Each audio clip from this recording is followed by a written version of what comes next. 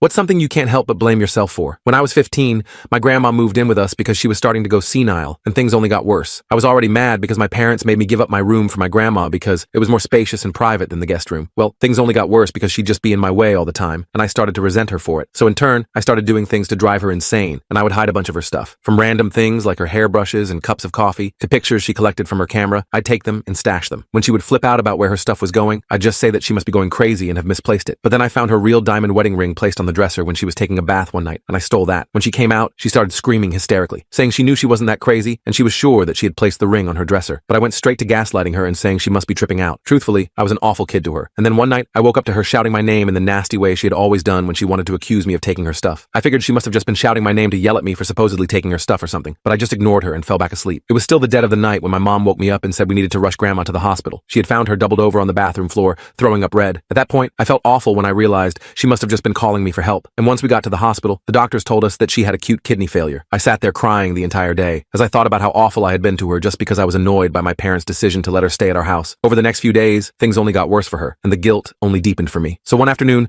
I ran home to grab a few things before heading back to the hospital, and in one hand, I had her diamond ring. But the moment I walked in, one of her nurses told me to hurry up because it seemed like she was about to pass away. I ran through the hallway weeping, and just as I walked through the door, my grandma turned to face me and smiled. I then took her hand and placed the ring inside as I said, "I'm so sorry for how I treated you, Grandma. I feel terrible and I love you." I was crying hard, and all my grandma could do was muster up a strong squeeze of my hand as she murmured, "I love you," with her last breath.